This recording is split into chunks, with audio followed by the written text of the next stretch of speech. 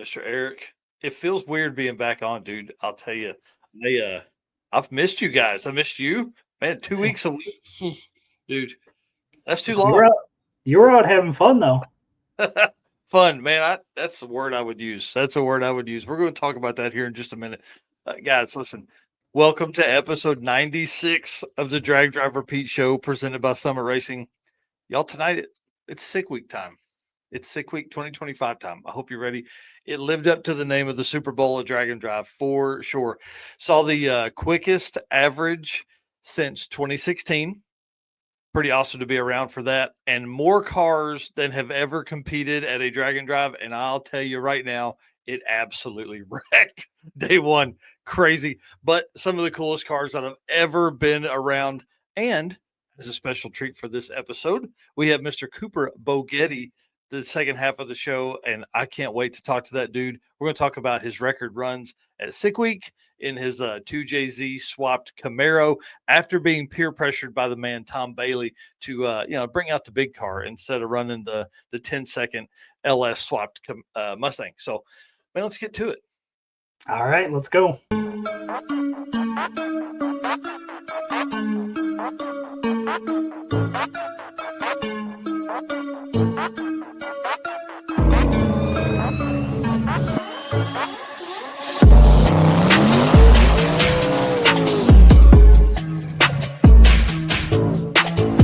We're gonna pack things up and hit the road and try to make it the next day.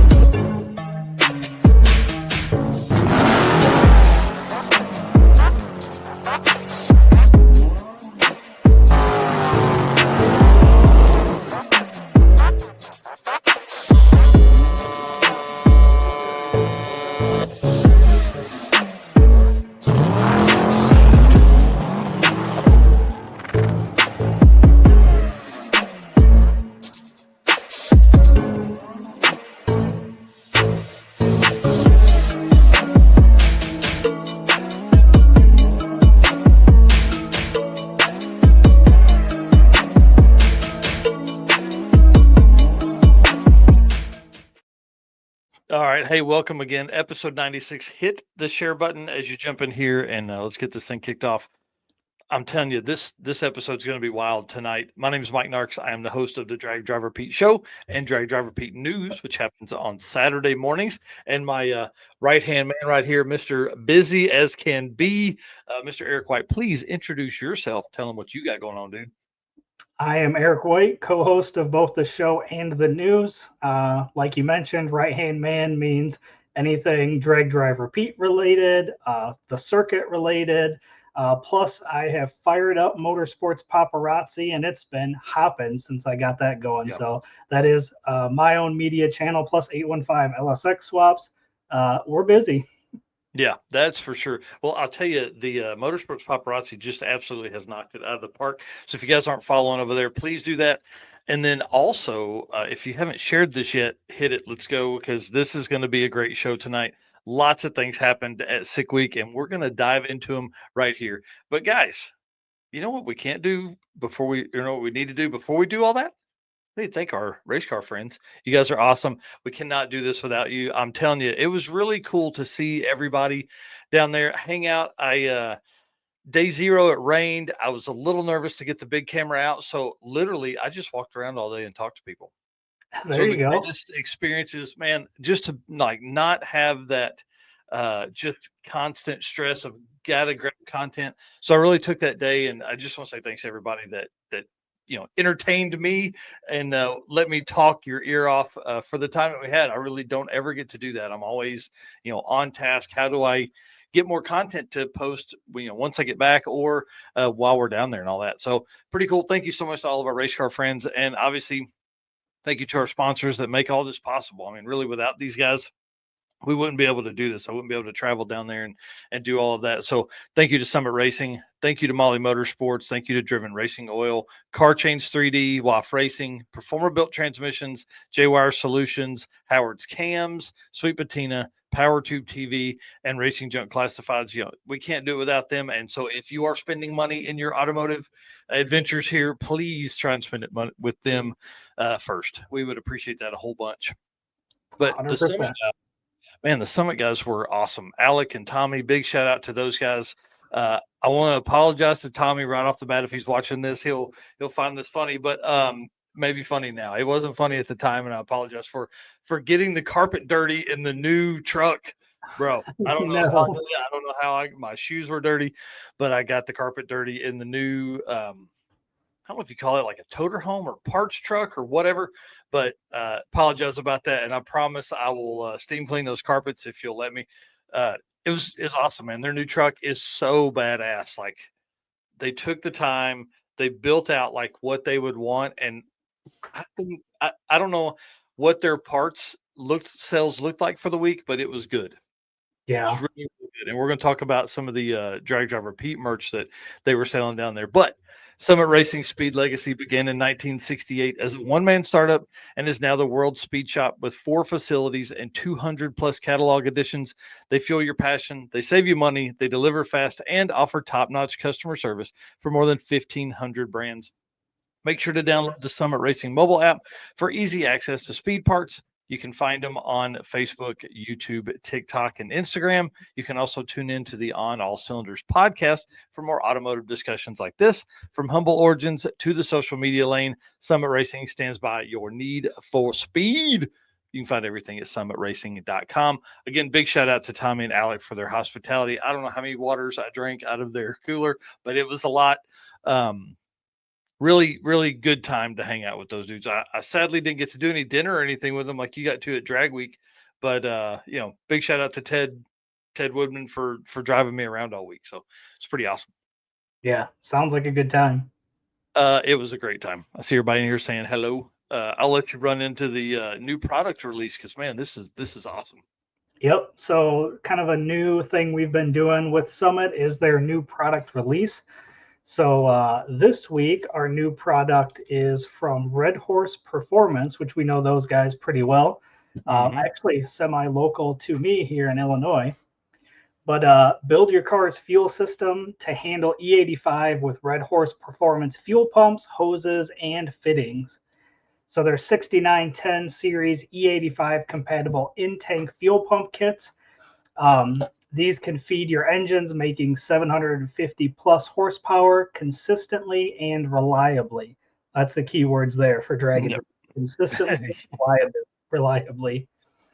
These kits are available with your choice of the 450 or the 535 liter per hour pumps and come with sock filter, wire harness, fuse, hose, and clamps. Nice. Also, we've got the 304 stainless and 305 black series non-carbon lined PTFE hoses. These are compatible with all fuel types and are engineered to be used with the company's 1200 series reusable PTFE hose ends. And these are available in -4 all the way to -12. And then pre-cut in a variety of different lengths from 3 feet up to 50 feet. Dang. 50 feet would probably almost wire some of the Cadillacs I saw down there. Or Yeah. almost, hose, not wire, but hose. Some of those. Yeah, Disco Dean and the Banana Boat. Yeah, that's exactly right. Well, I did see Kevin on, I don't even know what day it was, but we were at Orlando, day 3 or 4, or something like that. I think 3. So it was awesome to see Kevin from Red Horse. He was down there, kind of, walk around, see if there's anything they could do. And I'm pretty sure that Summit had some of the Red Horse stuff on the truck with them. And then I want to show you this right here too. Do you see what hat Steve Morris is wearing? For the folks listening on the podcast, just jump over to YouTube. He's wearing a Drag Driver Pete big brim hat. Like, how cool is that, dude? Steve Morris. Hat, he's in our intro video even. Yeah, that hat's been in a 6-second car. It hadn't been driving down the track at that speed, but that hat's ridden in that car, which is more than I've done. That is pretty awesome. Big shout out to Steve Morris. Yeah, and Alec and Tommy both said that they nearly sold out of the Drag Driver Pete merch on the truck at Sick Week. So big shout out to everybody that purchased down there. And I think they had one hat left on the truck when I left. It was pretty awesome. Yeah. So I'm sure hoodies did pretty well with the rainy kind of chilly weather down there. Yeah, they almost sold out of hoodies. They only had I think they had one large left and nothing bigger than that, and then a few mediums and smalls in the hoodies. Because, dude, nobody expected that on Monday, day zero, whatever it was. I don't know, man. The Yeah. starting Monday, ending Saturday really threw my days off. We're so used to that kind of time frame. All right, we gotta keep rolling, man. I'm sorry.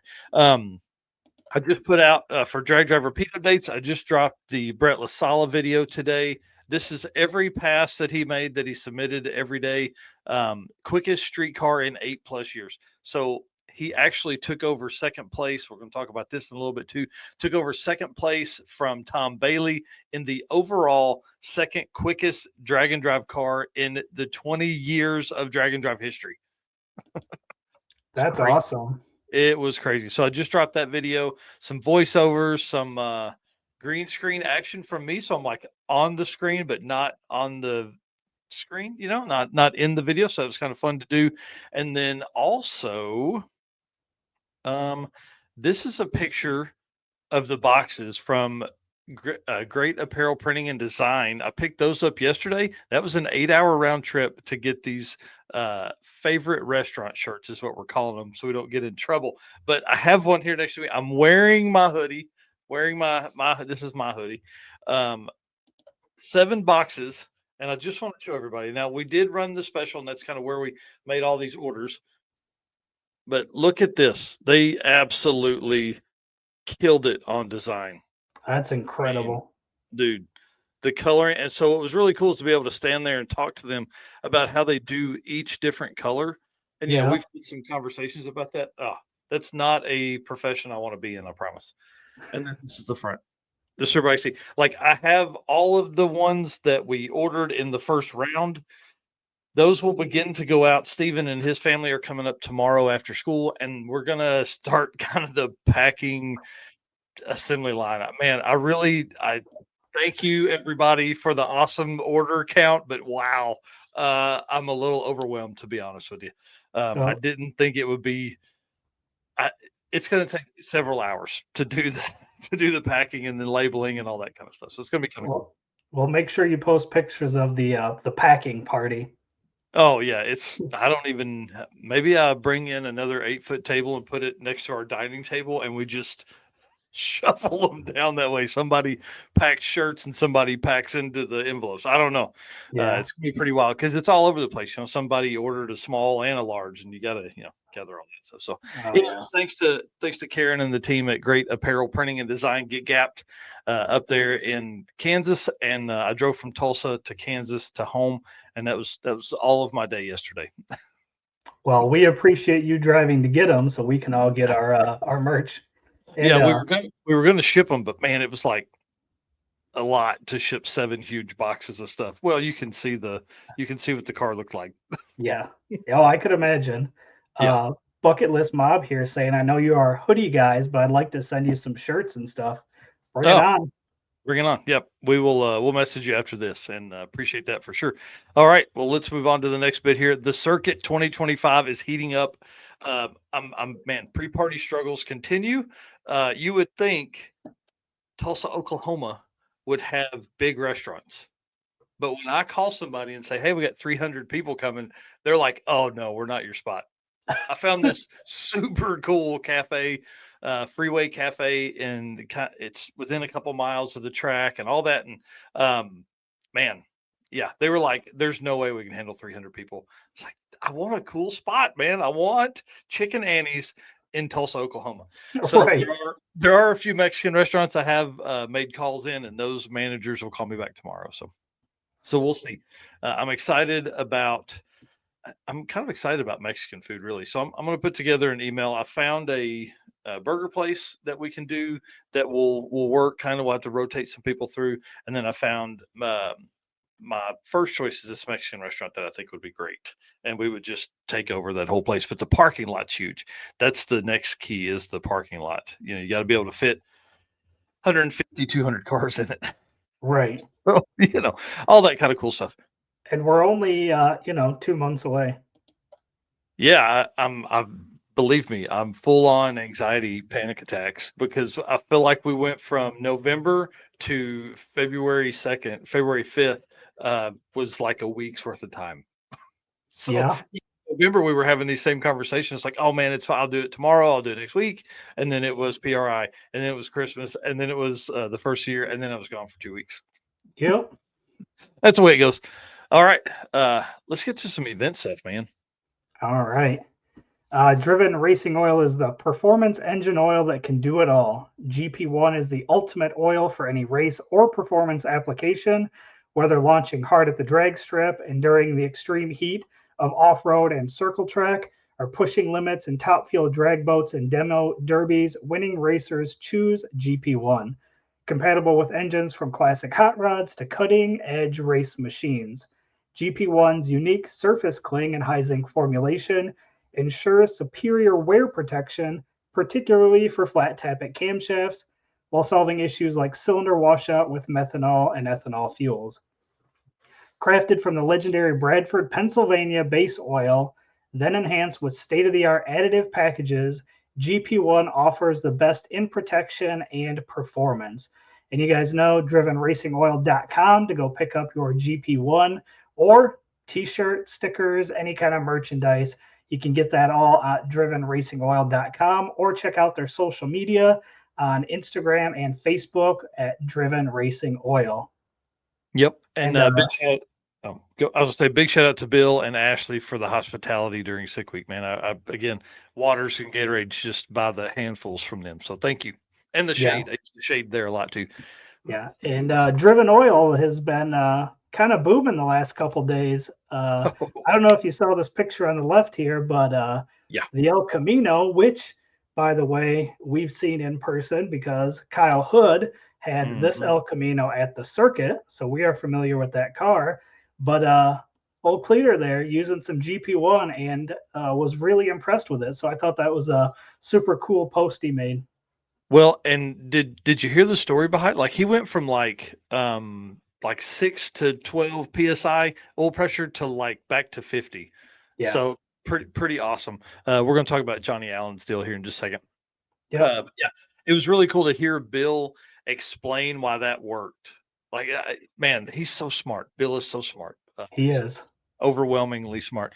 But Driven also hosted a Volkswagen deal on Monday, day 0, and had like pizza and stuff and like 20 Volkswagen Beetles and vans and all this kind of stuff. So there's a video of that on the YouTube channel as well.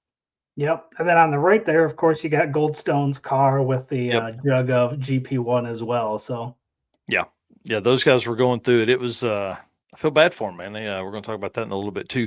Big shout out to Chris Story. I saw him one time for about 4 minutes. Did not even get to say hi to him. So hi, buddy. Missed you. Love you. We'll see you soon. Yeah, 2 months for sure. Yeah, bring it on. Bring it on. Some event updates. Let's talk about them real quick. Mega Week, guys. Listen, if you want to be a part of history, like history, right here, this is your spot. There are still a few spots available for Mega Week Group B, which, in my opinion, is the primo side to be on because you're going to be racing in the evening after people have been racing on the track all day. So it's going to be really, really good. I feel like we are going to see there's going to be records fall at Mega Week this year from 10 years of Rocky Mountain history. It's going to be over the top. I'm telling you, this will be the largest drag and drive in history. More cars, more coverage, more money awarded than ever at any event in the history of drag and drive. So get ready. Like $75,000 is what Matt Frost posted up today. Chris Story here, top secret, but I may or may not be racing Mega Week. I think he meant may or may not be. For those watching the podcast, I winked or listening to the podcast, I winked really big. And he's asking here, where did they explain that about the Driven oil? Yeah, it was on one of the Cletus videos. Okay. So I think at one of the end of that for Bill, and then I also have a little bit of an interview with him that'll be in a video later this week. Sweet. Yeah, it's not going to be a Florida vacation. It wasn't a Florida vacation for sure. All right. Upcoming events, dude, lead us into this, man. Yep, the Hot Lap Challenge. This is a new event for this year. This one is in, let's see here, where was it? State Capitol Raceway in Louisiana. This one's coming up at the end of February 28th through March 2nd. So that one should be pretty interesting. I'm excited about that one. Yeah, it's pretty. I think Chad Reynolds hosting one of these is going to be a blast. Oh, I'm sure it will be 100%. Yeah, and then Central Georgia Battle of the Streets, March 8th at Silver Dollar Motorsports Park, and I saw something on Mike Mayo's post the other day asking, what if they did a multi-day event? So, a promoter that does a single day event and is now looking at doing some multi-day type stuff. And then, of course, Kakalaki Run, the next event that's on the national list that is a world champion points eligible event. And I haven't had time to put the points together yet, but I'll tell you what, Randy Seward reset a record, so he may be leading. Oh, boy. Yeah. So pretty exciting. Well, I mean, Brett LaSala will be, he'll be in the lead because he went so fast, but Randy Stewart definitely come out swinging in the 850 class. I saw Jay in here. You better get ready. Oh man. I'm not going to say the conversations I've had with him and Brian, but I'll tell you, they're highly motivated individuals for an 850 World Championship belt. So get ready, whoever's going to be competing for that, which is most likely Randy Seward. I think he's highly competitive there. So that'll be kind of fun. And then, man, the circuit again, we're sold out. We have more than 200 cars once we factor in the sponsor spots and things like that, which I did hear from a sponsor that they do want to just go ahead and raffle off their spot to a waitlister. So if you're not on the wait list yet, go ahead and jump on maybe a way for you to get in for free because of one of our sponsors not being able to use their spot. So that's kind of cool. And then Johnny Allen asked just a few minutes ago if the midnight drags during the circuit is optional. Yes, completely optional. If you don't know what that is, that Tulsa has hosted midnight drags for a long time, like 25 years. And essentially we're going to start racing heads up at midnight, and we're going to bring in a ton of small tire, big tire, street car, daily driver types. Like the last midnights I was at, I tell the story all the time. The last midnights I was at, we raced till 9 a.m. So if you want to race till the wee hours of the morning, get ready, buddy, because we're going to do it during the circuit. So my plan is to feed you guys well and just kill you, to be honest. You're going to be so tired when you get home. It's going to be it's going to be over the top. We're going to have a blast. So yes, the midnight drags is definitely optional for racers and people that don't necessarily want to. But man, Saturday night, listen to this. We're gonna race Saturday morning into the early afternoon. We're gonna haul butt back to Tulsa. We're gonna do a racer party, which I haven't figured that out yet. I loved the block party of Sick Week. That has really kind of got my brain thinking. From 6 to 10ish. And then we're gonna most of us are gonna go over to Tulsa Raceway Park and get ready to watch heads up racing all night for cash money. So should be kind of fun. Last time I think we handed out like $7,000 or $8,000, or Tulsa handed out. John Woolley handles all of the midnight drag stuff, so he'll be handling all of that in the classes and all that stuff. So I don't have to mess with it because heads up stuff really isn't my thing anymore. Yeah, Chris Story here saying he's trying to gap Travis Wise at the midnights. Woo, yeah. Call out. Yeah, that'd be a great opportunity. Yep. All right. Lead us into the J-Wire stuff here, man. All right. I'll lead us in. Then you can do the Sick Week winners. How about that? All right. That work? Yeah. Hey, expert car marine wiring solutions you can trust. J-Wire Solutions can wire and plumb your hot rod, race car, or drag and drive car. Plus, they offer products to make your driving experience better, like the blinker module we talk about all the time. This is a must for all drag and drive cars. This module allows your rear turn signals to continue to blink while your brake light is on, which is not something that is in your like those painless wiring kits, those universal wiring kits. So hit up J-Wire Solutions, hit up Jay Blanchard or jwiresolutions.com for all of your stuff like that. Any question? Rodney here saying I plan on camping at Tulsa. Camping's definitely on the list of stuff for the circuit. Oh yeah, we speaking of that, Robert Voss called me today. I'm sorry, buddy. I'll call you back here after the show. Camp counselor Bob, we're going next level on camping. The folks that camp are going to have a blast because of Love's travel stops. Love you, Love's. They're providing drinks and snacks and showers for racers. Yeah. It's going to be pretty awesome. Yep, that's going to be cool. Oh, All right. yeah. Let's alternate through these because there's a bunch of these here. So we're going to go over the sick week winners. So DYO was Will Stoneberg in the 84 Mustang with a 0.026 difference at 10.326. That's pretty awesome. Yep. Yeah. That's quick. Very quick. And that's Yep. why I put that time in there, because it's not like a 14-second car that went consistent. So DYO, for everybody that doesn't know, it's your slowest to your fastest ET. So the 10.326 was Will's fastest. Yep. You want to alternate through these? So Yeah. And then Pro DYO, our boy Azim Sheik, Rocky Mountain Race Weeker, 70 Camaro, 0.022 difference with a 9.415 as his quickest pass. Absolutely crazy, man. Love it. Love Azim. He was awesome to see down there and hang out. I do want to answer one question real quick. Chesney Thomas asked about the circuit. Is Eric going to have a van like he did last year? Yes. And if so, can media ride along? Yes, we highly recommend it. Anyways, okay, on to the next one. All right. 6th Street race was Kevin Bulger, 8.583 average. Second place of Keith Baker with an 8.628 average. And third place, Cody Poston with an 8.799 average. Yeah, I felt like that class slid off a little bit. Last year Brian Acton won that with like an 8.51 average. So I'm sure they were heavily pouting at home, but still an 8.58 is very competitive in an 850 only class. Street race 275. Our boy, the 850 first ever 850 world champion, Randy Seward, 85068 for a new record for that class. It blows my mind. I don't know how, I mean, that's 5 days of racing at an 85068 average, and they only got one pass on day one, bro. Wow. The park. Absolutely crazy. New record. Second place, Matt Lampier, 8.5580 in the Turtle. And then third, Willie Lujan, who, man, that team, that whole family just cleaned up down there. 8.5586. Did you hear me? Second place, 8.5580. Willie, 8.5586. 6/10,000ths of a second separated the second and third place. That's incredible. Oh, man. Crazy. Yeah.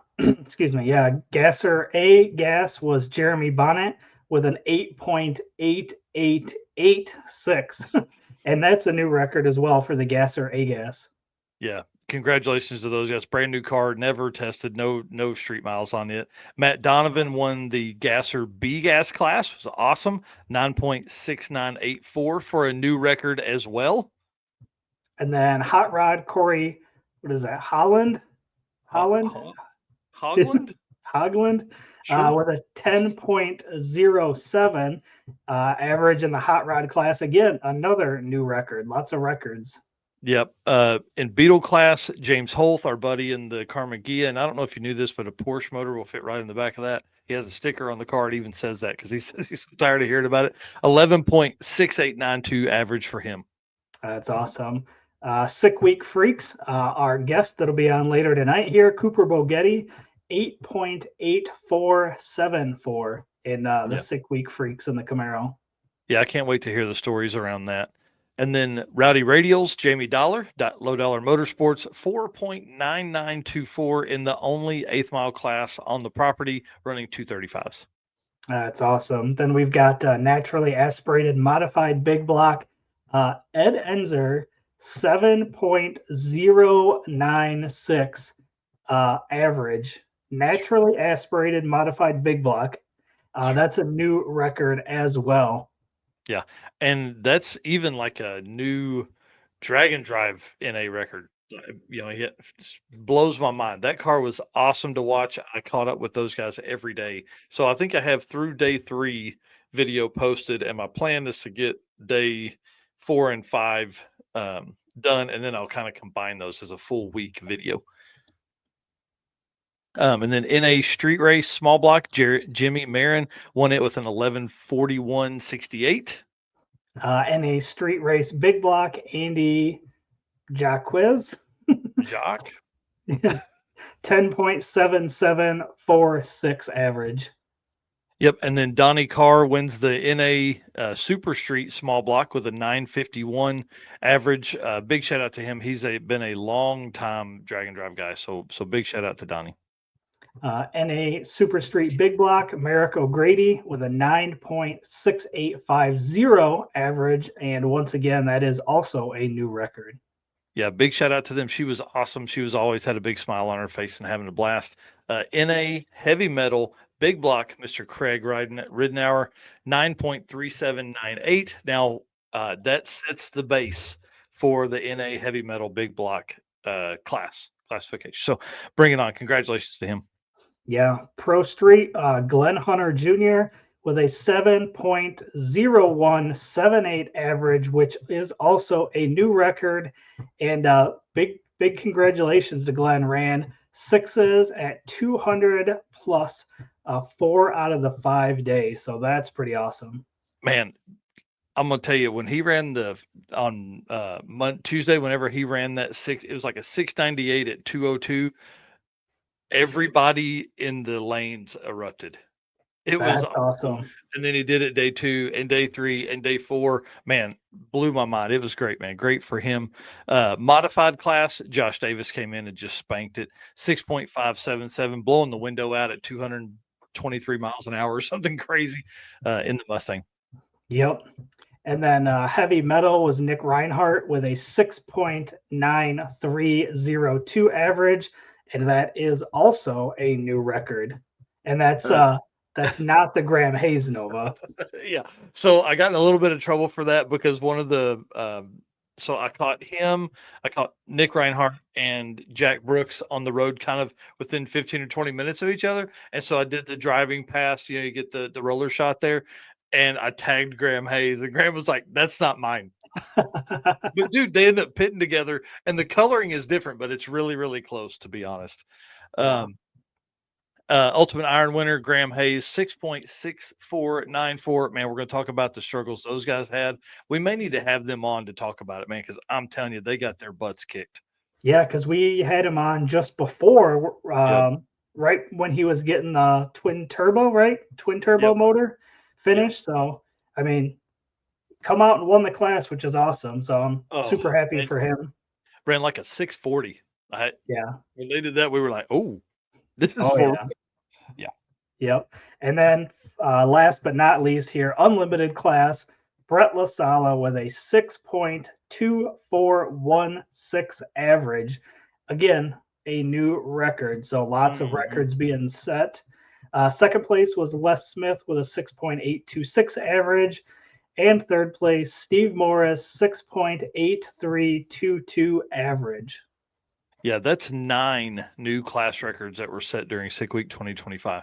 And what's cool is like this is the 4th running, so like we're kind of getting into like some real historical stuff now. You start moving into 4 and 5 and 6 weeks and all that kind of stuff. It was pretty awesome. Yeah, JT, man, y'all should have just came up. Y'all should have just came up north, man. That would have been easier. That's what I did. Y'all could have jumped in with us, man. It was awesome hanging out with JT and those guys down at the Pro Mod race, US Street Nats, and I'll see them again at World Series. So. Yep, pretty awesome. Yeah. All right, so that was your Sick Week winners. Looks like we missed a couple pictures there, but yeah, sorry, that's my fault. We'll go ahead and move on to the Molly Motorsports segment here. Attention, high performance enthusiasts and racers, meet the Molly Motorsports Power Pack Kit, your ultimate solution for power pack performance. The Power Pack pistons are made from either 4032 aluminum alloy to allow for tighter cylinder-to-wall clearances and improved temperature stability, or the 2618 alloy to allow for increased detonation resistance. What sets Molly apart? It's their forged pistons, Grafal coating, and the phosphate treatment for peak performance and durability. Elevate your ride with Molly Motorsports, where performance meets precision. Visit mollymotorsports.com for more details. And for all the podcast listeners, Molly is spelled Mahle. Yeah, love the guys at Molly. Wish I could have seen them last week.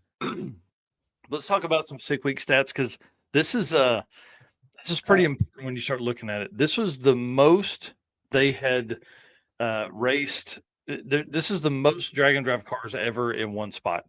I see Tyler Schultz here asking, do you need to remove the coolant from the car? We'd love for you to do that.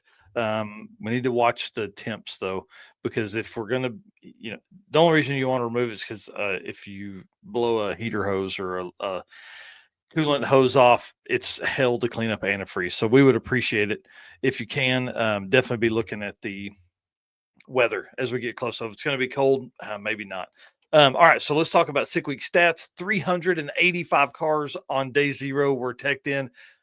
Blows my mind, dude. Blows my mind. 292 finished. That's still pretty good, though. Man, some serious attrition. And I'll tell you, you could really see it on day 1.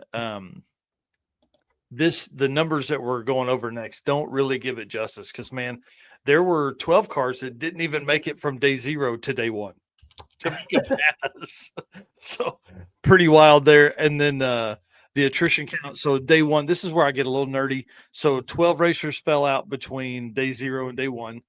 56 racers fell out between day 0 and day 2. That drive starting off out of the gate, crazy.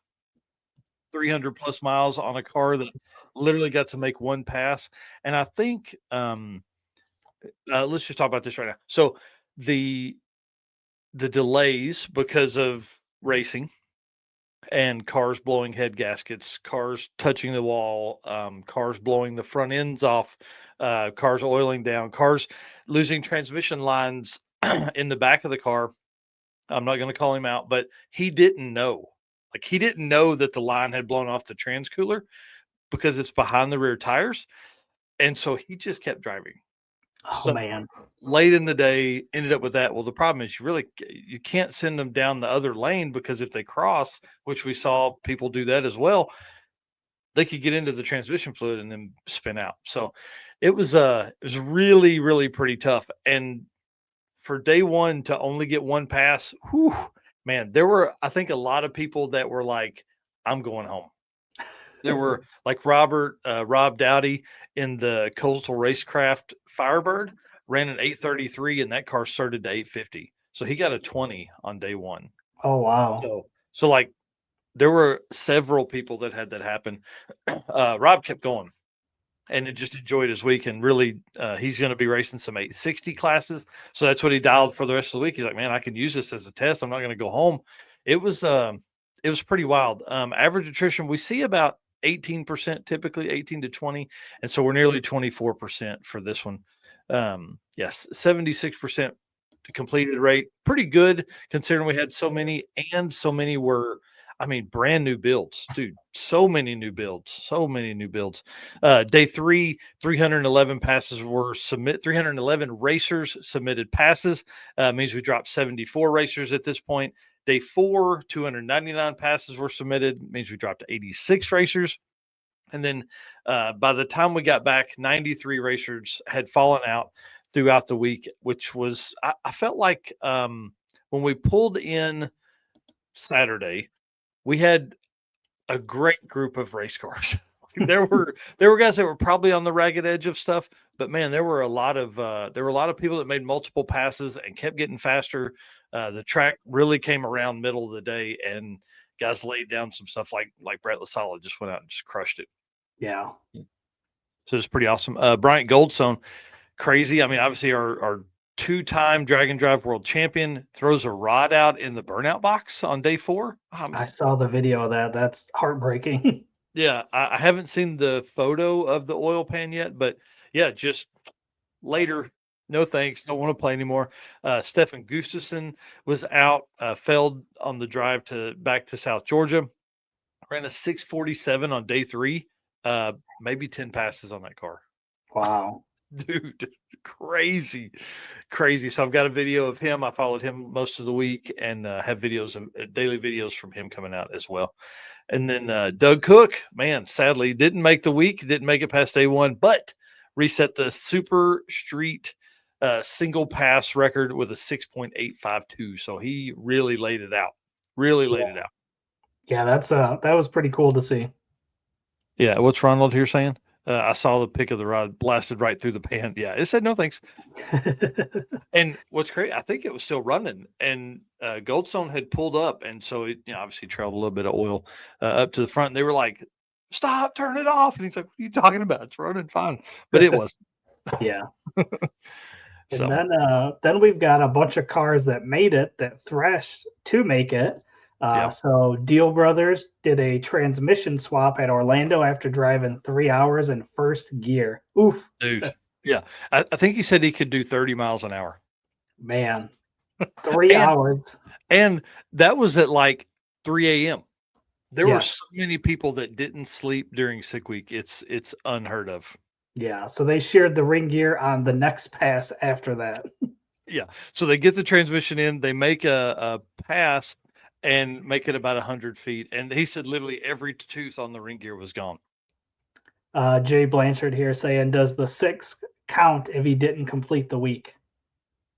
For us, it does. I mean, like it's the quickest single pass record, so it's not like his average or anything like that. So, we're getting into. I'm not going to call them micro records because that is a big deal. I mean, it is a single pass in the event record. So pretty awesome to see those guys go out and do that. And Doug really just, I mean, laid it down. It was awesome.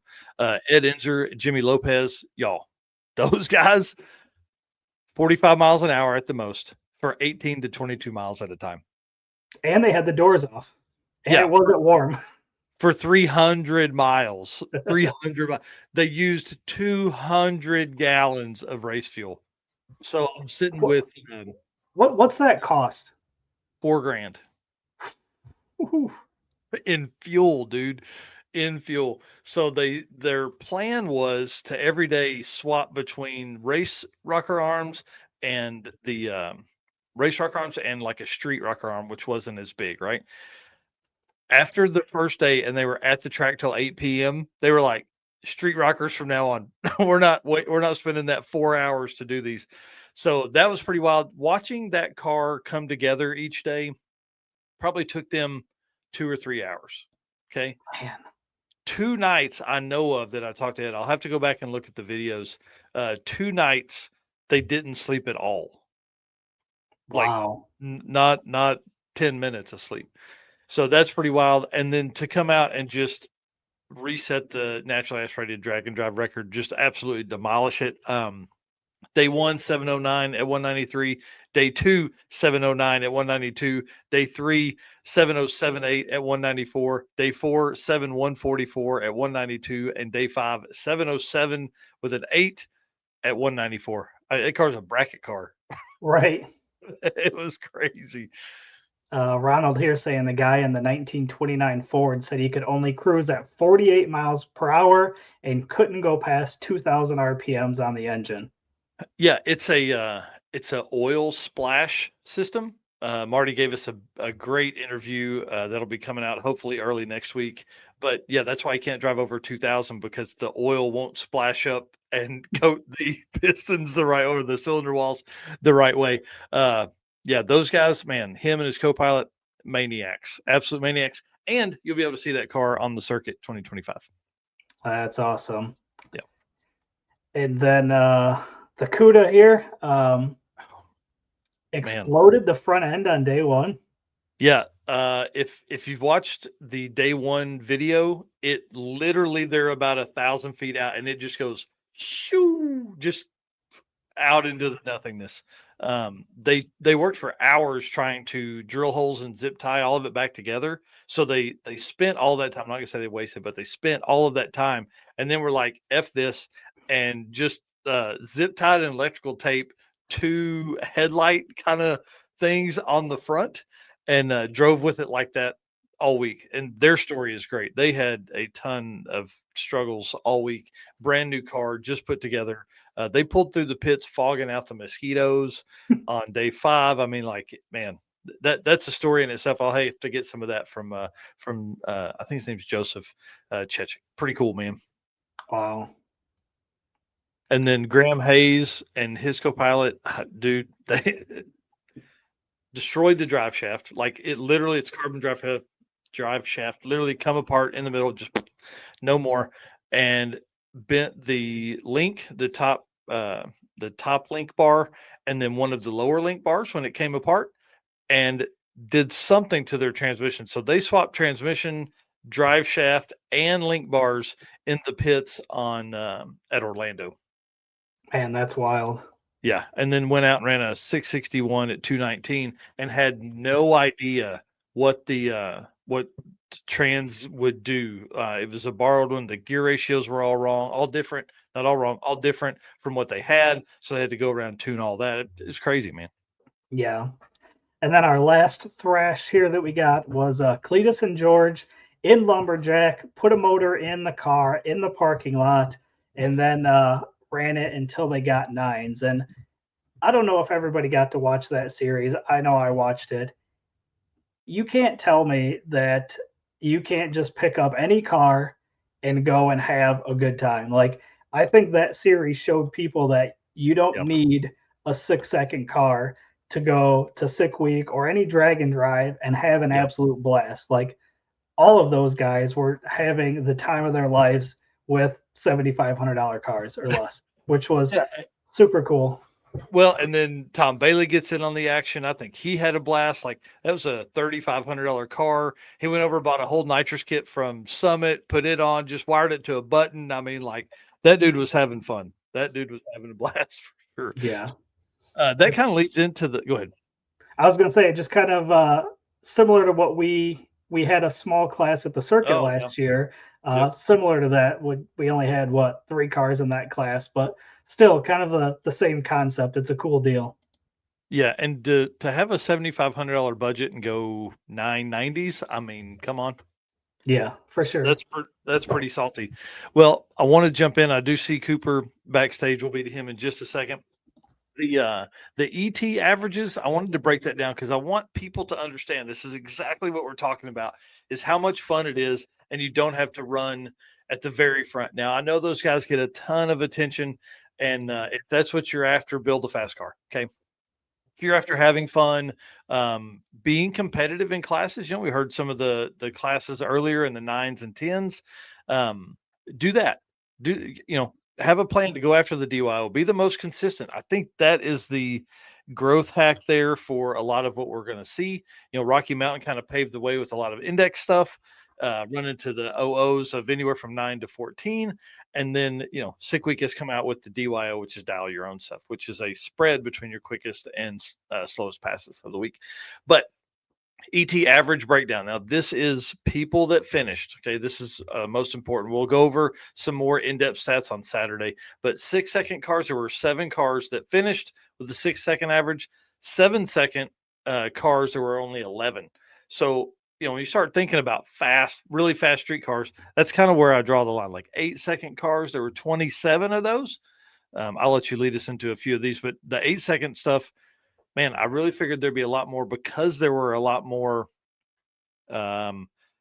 slower. I think what happened was we're going to see those numbers in the 9 and 10 and 11 because those 8-second cars struggled on day one and they only got one pass. Yeah. 9-second cars, we had 35. 10-second cars, we had 47. 11-second, 35 cars. 12-second, 46 cars. And 13-second, 26 cars. Yeah, and so you start thinking, man, a 13-second car doesn't sound fast, but it really kind of is. That car will do a great burnout. It sounds good and all that stuff, right? Slower than like a 14.0. Back to our slowest guy in the 25-second range, there were 53 cars.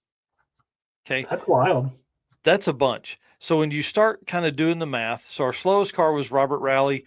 Was a 25.5 in a green C10 truck that looked great, short bed, short wide bed, good looking set of tires on, like a kind of a meaty tire on it. It just did not go very fast. And then 160 cars were slower than a 1099 average. So that's nearly half the field was slower than a 1099. So everybody that's at home that's like, oh, my car's not fast enough to go down there, keep that in your mind. 160 cars. And I'll tell you, if you want to get competitive, do DYO or Pro DYO. man, those, if they had the opportunity, they're making 10 passes a day. Now, this one they didn't have that opportunity because we had so many cars, but 160 cars finished with a slower than 1099 average. Yeah. I've, prior to sick week, I would have been a betting man that we would have seen a 5-second pass. So I was really surprised that there wasn't one 5-second pass all week. Yep. I don't know if the weather was right for that, because without having multiple runs day one, I really think that puts some fear into some people. I want to talk to Cooper about this later too, because of his experience. But without having multiple runs on day one, how do you do that? How do you turn it up and swing for the fences? Because Brett ran like a 6:07, so he got really close. He was the closest one. There was not even anybody remotely close, and if Bailey hadn't crossed the line on day one and had gotten a second pass, would we have seen him come out and later in the week when the conditions get perfect, would he have been able to run a 5? He's the only car that's done it, and he reminded Brett of that. I don't know, man. I don't know. There was just so many new cars. People had just got their stuff together. So, we're going to Maryland later this year, and everybody knows from World Cup finals, like that track is going to be so fast. Fast. Yeah, Ronald here saying, do you think not being able to test on day one affected that also? Probably. Yeah. The testing ahead of time, day 0, and then the Sunday before that, I think affected a lot of that too. Not having some of that, so those guys were going in blind, and you get one shot at it on Tuesday. What do you do? And then I see here Brian talks about the rules do not say you cannot replace your car yet. I think they do. I think they said you have to start and end with the same car. But Bailey in that instance was in the exhibition class, which is what Cletus and those guys were running. They weren't really entered in a class at all. Yeah. And then Ronald here, shout out to him. He was able to go to Bradenton, said this was his first drag and drive experience. What a blast. I'm hooked now. That's what we like to hear. Yeah, the stark contrast between Pro Mod racing at Bradenton and drag and drive racing at Bradenton, night and day. You literally at Pro Mods you can see 2 layers because everybody has a toter or semi truck or whatever. You can only see 2 or 3 cars. Drag and drive racing, you could see to the end of the pits. It was, I don't know. You know me, I'm a drag and drive guy for life, man. I like cars and little trailers, but it was pretty interesting contrast. Yeah, for sure. All right, well, let's get moving on. We want to thank our race car friends one more time. Thank you guys for watching. Tons of comments tonight. Great conversation about sick week, so appreciate all of you guys jumping in. And of course, we cannot do any of this, what we do, without our sponsors: Summit Racing Equipment, Molly Motorsports, Driven Racing Oil, Car Chains 3D, WAF Racing, Performa-Built Transmission, J-Wire Solutions, Howard's Cam, Sweet Patina, PowerTube TV, and Racing Junk. And of course, our gentleman's agreement. We talk about this every week. If you're enjoying this live stream, hit that like button, follow, subscribe, wherever you're watching. This is our little gentleman's agreement. No contracts, no strings. Just show some love, and we keep on promising to deliver the content that you guys are here for. All right. I'm sharing the video. I'm sharing the live stream right now. Sorry. You're good. Next up, we got our WAF racing segment here. So let me hit this video and we'll get going. Have you ever wished you could fit your toolbox in the palm of your hand, or really needed that extra set of hands while making a jet change at the track? At WAF Racing, we specialize in designing and manufacturing top-tier automotive tools that are made strong to withstand travel, yet lightweight not to slow you down. Tested in-house and at the track by the team at WAF Racing, every part is made by racers for racers. From compact toolkits, carburetor top hats, or spark plug storage containers, our tools are precision engineered and manufactured in the USA. Made of the strongest materials, every piece strikes the perfect balance of durability and dependability. Maybe you need something custom just for you. We do that too. You need WAF Racing in the passenger seat for your next drag racing event. Head over to wafracing.com today to take your racing experience to the next level. WAF Racing. Design, build, race. I know that's right. Well, Chris had a stellar week, man. I'm telling you, he had a good time. His average at sick week 11,465, quickest CT of 11,433, and his slowest 11,508. Man, I think he probably would have been pretty salty on the DYO class if he had entered that, but he was in I think NA big block or something like that. Gotcha. All right. Well, let's bring on Mr. Cooper Bogetti, the man of the hour. If you guys remember, I actually watched the previous episode with you on, which was like episode 12, dude. That's forever ago. 2 years ago. How Wow, crazy that is early on. that? Yeah, it was a long time. As I was watching, I was like, man, have I gained weight? That much weight since then? Just a different camera, I'm sure. Yeah, that's what it is. Well, man, if you will, just introduce yourself, tell everybody kind of who you are and what you do and all that stuff. Well, Cooper Bogetti, I am middle of the list now. I used to be bottom of the list. I've worked my way up a little bit here.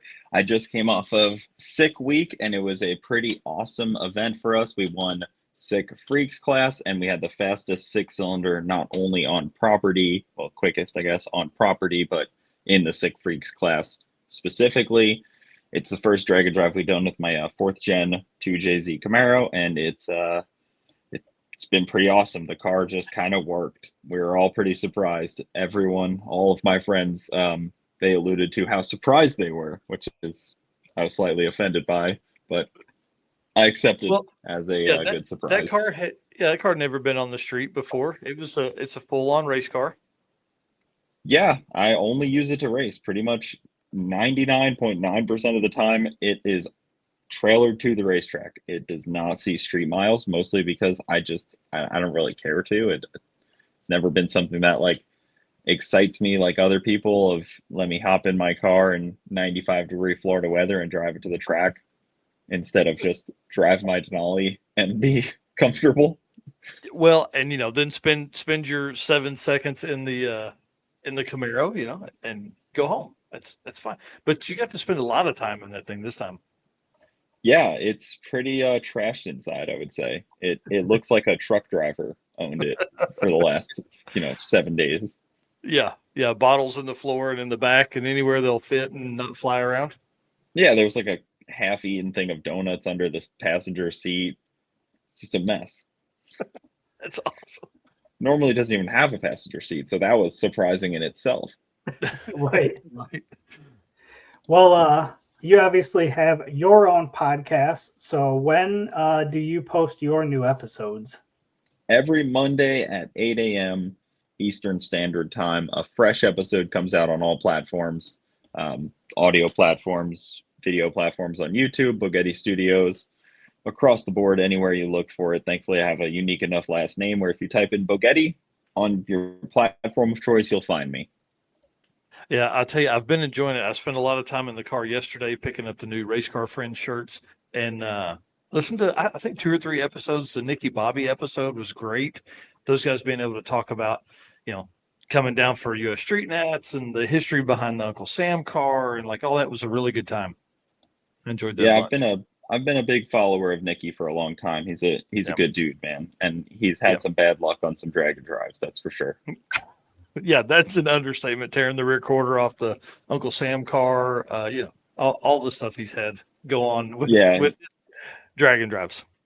Exactly. And I just had our friend Derek Putnam on today. We just sat down for a couple hours, and 2 hours with Derek Putnam flies by. It's not enough. Oh yeah, I was going to say 2 hours with Derek. That seems like a short amount of time. I know. We stopped, and I was like, I have to stop because we'll go for all day. And he was going down to the Pro Superstar Shootout in Bradenton because he's announcing some Top Fuel stuff. Nice. So it's cool to see your friends get great opportunities like that. Oh yeah, he's a great dude. Chris Story here saying it do be my favorite podcast to listen to while driving. I always appreciate Chris. Great photographer, F-Body Brethren as well. Yes. Oh yeah, and the right color I think for the F-Bodies, right? His is silver. Oh yeah, mine's pewter. Yeah, GM's favorite color of the '90s. It still blows my mind they would put that on a Camaro, but hey, it looks good on yours. And a Corvette. The Corvette next to me, sick week when we first were unloading, I was like, damn, shooter, Yeah. family. On a well, I want to talk about this for a second. I want to say thanks for the opportunity to even say 5 sentences in the Bogetti Studios with Keith Haney, who, I don't know if you guys know this or not, but he can take over a show in about 4 seconds. So it was awesome to hang out with you guys and hear some of his stories, man. Some of that stuff I'd never heard before. Yeah, thank you for setting that up, man. I know you definitely didn't get as much talking as Keith did, but I think He's Keith way can cooler steal than a I am. show. Well, and that's okay too. He races really fun stuff, and man, it was a great experience to be able to kind of hear some of that stuff from him again. And so, I'm sure that video comes out or that podcast comes out in a couple weeks or whatever. But that was exciting to do. So again, and thank you for letting him have that experience. It was fun. That rain delay really worked out for me, Yeah, right. Almost never does in a race, but that one did. Yeah, when you made the post like, hey, if anybody wants to come over and talk, I was like, yes, please, let's do it. I'm ready. Everyone's sitting around in the wet trailers. Oh man, we were looking for go-kart races, all kinds of stuff. Well, on that same thing, are you ready for World Series? No, I wasn't prepared for that at all. Jimmy sent me that flyer, and of course, Jimmy's my brother, man. That guy's awesome. I'll support him anything he does in the drag racing world. And he sent me that flyer, and I was like, all right, I'm gonna post it. I'm going. Yes. Yeah, this is dude, this is gonna be a big deal right here. They're gonna have a whole new life after they get that much publicity down there. So I'm excited to be back for World Series. It's gonna be cool. Yeah, it's such a good deal they got going on there with the Winter Series, and maybe next year, it'll be worked into a points part of it. Yeah, hopefully anyways. Yeah. All right, let's talk a little bit about your drag and drive history, kind of which ones you've done, when they were, and all that stuff. So the first time I ever did a drag and drive was Rocky Mountain Race Week when it was still in the Rocky Mountains. Bandimere, Pueblo, Kearney, and whatever other track there was. I think maybe that was just it. But I did 2 of those. One I did in Ruby with James, and I was only able to do 50% of it, and then I flew home because there was too much work to do down at the shop. So I just kind of bailed out a little early, which was fine because the person that they put in my place, he got horrendous carbon monoxide poisoning because the way that Ruby's turbo is set up. So I bailed out, just before it got really rough, or Nice. I don't know, maybe my brain is already poisoned and it just kind of didn't take. But did that, and then I also did it the same deal, Rocky Mountain Race Week, in a GT 500, brand new at the time, and just borrowed it from a friend. And we were like, hey, be cool to do it in this. I had a film guy with me, Chris at Project Prime, so we were able to do it together. And the film guys, you can't really expose them to taking a race car. They might not be ready for it at all times. You gotta be gentle with them. Yeah, they're not ready for late nights, early mornings, and carbon monoxide poisoning. No, and especially because it was like, well, I can't bring somebody that I need to have me work on the car with me because he needs to film. So I've either had to bring something that was so easy or do it all myself. And it was like, well, let's bring something easy. Yeah. And unfortunately, it was a supercharged car. So once it got to Bandimere, it basically slowed down 10 seconds because it was 10,000 feet altitude. But I do miss that track dearly. Yeah, that's one of my favorite tracks in all of any track that I've visited. Man, that's a top tier one right there for sure. Oh, it's unbelievable. And then its elevation even at the track changed. You would be at the track and then you're somehow also looking down on the track. Yeah. I don't know how that works or how many steps it was to climb up the stands there, but I only did that twice. Yeah, it's rough, especially with the altitude. And then I in 21 was the first sick week, I believe, right? Yeah. 22. Yeah. So I did sick week in 2022 with my Mustang. It was like a 10-second car. Transmission broke on the first day and then the final day. So I was consistent. And then it didn't make it. It broke on the way from Gainesville back to Bradenton. And then the last sick week I did was 23 in the Mustang again. And it did an average of like 10 something, number 100 on the fastest list at the time. Yeah. Just squeaked in there. Yeah. And it was just, I mean, it was cool to do it, but it was just not fast enough. I mean, I drive a 7-second car all the time. It was kind of felt like I was like teasing myself. I was not really putting it all out there. And Tom Bailey was sure to tell me that as well. Anytime I saw Tom, he was sure to tell me why I was taking that car instead of the Camaro that he saw that was cool and unique, had a 2J. Why I was taking an LS swapped. I know, so cool. SN95. Well, and I was bullied. That's right. That's right. And peer pressure is a bitch, man, especially when it comes to drag and drive.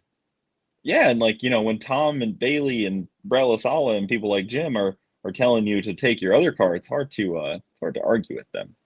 Yeah. And then you did it and you survived. And we're going to tell all of that story in a minute because, man, I want to get down in the nitty gritty of that too. Well, I want to, I'll let Eric ask this question first. We'll talk about Yeah, real quick, we've got a question here. Who did your music for Sick Week? It was awesome. I did it all myself. It was custom made using Suno AI. I had AI write it, and then I had a different AI produce it. All done in my hotel room at 3 a.m. after driving. That's awesome. Nice. It's very fun. It added a fun element. Yeah, and then Duck Hunter here saying that you were pitted behind him in Gainesville, the 3 white Trans Ams. Man, those guys are wild. They were taking the wings off those cars, like the little factory wing. I don't know if it was a weight thing or like drag. I was like, all right, I'm impressed. Yeah, No, wow. I don't know if they were bored. We need this 0.01. Yeah, it looked pretty light. I was like, all right.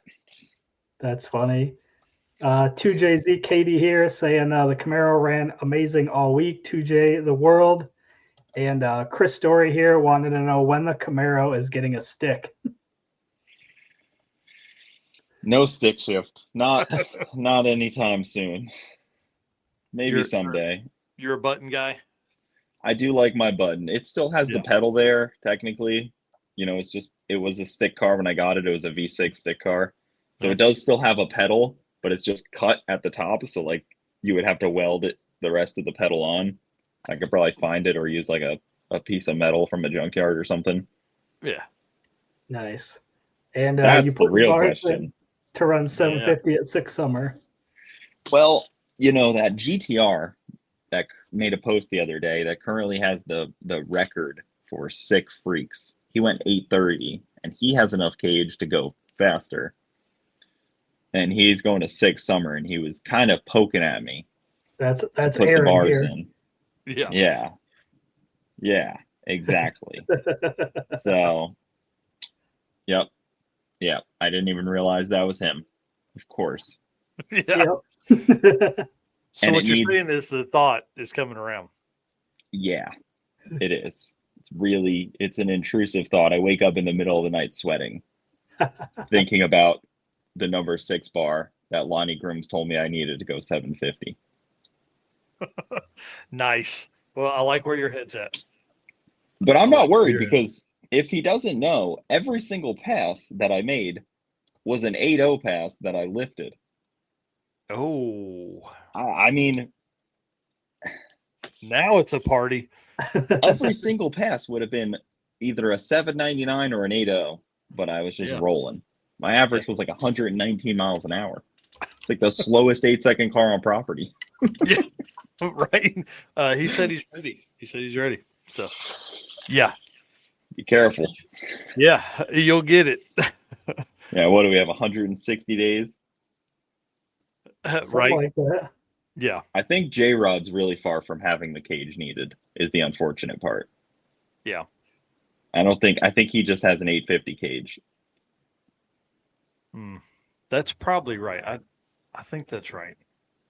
Yeah, so that makes it tough, Like that's the crutch of Sick Week is it's very tough to get some of these cars up to safety. Yeah. Yeah. Chris Story lifted on the brakes. Daniel Lane, Six Summer is going to be fun. Yeah, that event looks awesome, and I hear the driving's less, so people can really turn their shit up. Yeah. like 670 miles, something like that. I think is what it was last year. I hadn't looked at the new route, so yeah. What That what was sounds he doing easy. all that time? Yeah, I think I don't one day know. it's like 70 or 80 miles. It was great. I might be able to sleep if I had that much time. I Right? wouldn't be using AI to make music at 3 a.m. Yeah, I'd be doing it at noon. Yeah, Yeah. Six Summer is right in my neighborhood, so those are my local tracks. So come on up. It'll be fun. yeah, Yeah, I mean, I don't need the super crazy prep like some of these guys need down here. I can get away with like marginal prep. And I know that's kind of more of the Six Summer stuff is they're not as super tight radial prep as we get here. We're spoiled. oh yeah, you definitely are. There were people complaining about it. The prep or the lack of Yes, the too much prep. yeah, that Yeah, too. that's a new one to hear complain. It's a new one to hear people complain about too tight of a track. The track was too good. Yeah. Yeah, I don't think people were ready for that. It was awesome to watch. Yeah. All right. So the next question here: are you coming back for Mega Week? I don't know. Me and Derek were just talking about that today, and he was like, "Yeah, there's one guy with the 7-second car signed up for both the early and the evening one." Yeah. But Yeah. when's Mega Week? When's that one? The first week of June. June. So it's right before Six Summer. Yeah, I mean that's a tough one because it's like I really do like Matt Frost and I really would love to support one of his events. Not that he's begging for support because they're filling it up, Mhm. but I would really, love to support one of his events. I just don't know if I have it in me out in the Midwest. It's tough. Yeah. Great tracks It's though, dude, like Tulsa, Ennis, Thunder Valley, Flying H. Man, yeah. yeah. Anyways. Anything any distance to drive just makes your drag and drive that much more expensive. Yeah. And then you're out of your home comfort zone. Like I slept at my house night too. Talk about cheat code. Yeah. It was big time cheat code. Fell asleep at 3 a.m. and woke up at 6, but I was there. I saw came my home bed. I came home one night, honey. Dang. Yeah, I was there. What do you mean? I got to wake up with my son. I was pretty lucky there. Yeah. That's pretty awesome. Well, let's I want to hear your opinion on the drag and drive just explosion in popularity. Like I want to know from your side, you're involved in a lot of different racing. Like, man, what happened? What happened? I think honestly, it's probably a mix of I think once it separated a little bit from just drag week, which everybody knows drag week's pretty great and it went on for years, but I think it almost felt like a boys club in a way where if you hadn't been there, you just like you're not part of this. It almost feels like salt flat racing where it's like you got to be in to be in, and if you're not, you're not. So once they became a little bit more accessible, I think that just boomed them. And seeing seeing somebody like Garrett Mitchell go to all of these race weeks and everything like that and film that content probably helped spark a lot of it, I would say. Yeah, I think that's a great point because man, everybody sees it. There was a wider audience see how much fun it was. Absolutely. And it made it great. And especially, what Matt did and making it more family friendly. And then Sick obviously took everything to a whole nother level because Tom Bailey's just a crazy person, I think, when it comes to this stuff. Crazy in like the best way where like even the first year, the branding he had made it feel like this has been going on for 20 years. You would see Sick everywhere. He had Dodge vehicles with Sick everything on it. He had like the branding made it feel like this was the 20th year of it. Yeah. And that was an amazing job. And I think that also adds so much legitimacy to it. But yeah, it's just the competitiveness and people wanting to be competitive. I mean, that's what all drag racing kind of boils down to. Yeah. Yeah. Well, last year, 2024 was like the 20th running of a drag and drive. Like with Drag Week. This year they're celebrating the 20th anniversary. Man, for the first 10 years, it was just Drag Week, and then the next 10 years, like we did 38 events in 2024. Like, yeah, that's nuts. To have But that I kind even of hear growth, people it's been wild. trying to, people are trying to figure out how to rope any car into it they can. They're like, okay, how do we do a no prep drag and drive? How do we do a no time drag and drive? How do we do heads up racing drag and drive? They're trying to work everything into it. And whether that's some promoters that just see some money flowing through it and they're like, oh, I can get in on that. But, those promoters always end up, first to slaughter as well. Or there's genuine that much interest that these promoters see it as valuable and worth doing. Yeah, I mean, I think that's true. It's a great opportunity to get a ton of people together. And you start looking at 200 cars for the circuit. I mean, that's a regional event. It's a weekend deal for us in Tulsa, Oklahoma. We had 200 plus cars that'll be there. It's crazy to think that 385 cars at Sick Week. Like, that's a ton of cars, and it showed on day one. It showed how many cars that was on day one. But by the end of the week, man, we had it figured out. Yeah, I mean, there was probably 50 cars that didn't show up to the last day, maybe more. Oh yeah, way more. It was like 90 something, I think. Oh wow, yeah. So I mean, we were down to like a reasonable number. It felt like that when I was, taking the temperature in the lanes. I was like, oh, there's a lot less cars now. Yeah, it was pretty nice. People got multiple passes, all that kind of stuff. Yeah, I mean, I had time to get a hot dog. I was like, wow, this is great. Yeah. Dirty Panda asking about Mega Week. Man, that's another question. I have 600 cars, 2 groups. It's going to be wild. But if you think about it, it's like running Drag Week in the morning with 300 cars, and then running Drag Week in the afternoon with 300 cars. So it's just going to be the overlap there in the middle. I think is for day one. Man, I'm glad we're at Tulsa. Sounds horrible for Matt and June. Yeah, she's not going to sleep. There's no way. I don't know how they're going to sleep. No, I mean they didn't sleep. Like Derek said that he didn't sleep, and he was the announcer. Yeah. On day one, nobody slept on day one of Sick Week this year. No one. No. There was people that were talking about dropping out because of that. Yeah. Did you talk to Ed Inzer and Jimmy Lopez at all about their experiences? I heard all the stories, but I hadn't gotten to talk to them. Man, yeah, no sleep 2 days in a row. Like or is the first day, then they slept 4 hours, the next, and then no sleep after that for going into day 4. Just crazy, man. It's just I guess the Swedes were in the same boat, no sleep. Yeah, yep, yeah. It seems pretty wild. A lot of new car builds together. A lot of cars like yours that I mean, hey, you'd never driven that thing on the street that far and all that, and it just took off, man. Luckily, no, and it probably has 1,000 passes. So I was like, yeah, I know it'll go on the track. Right. I've let off the button enough to know, like, a quarter mile of this trip will be fine. The other 800 plus miles, we'll figure that out when we get there. Well, and you'll be at 20% of the capacity of what it is on the track. So yeah, surely you would think, surely. Yeah, I mean, when that thing's cruising on the street, it's probably making all of 20 horsepower. Yeah. Yeah, out of boost at 2,300 RPM is like idling on pump 93. Yeah, that's right. Oh, that's funny. All right, so what do you think is the next stage for Drag and Drive?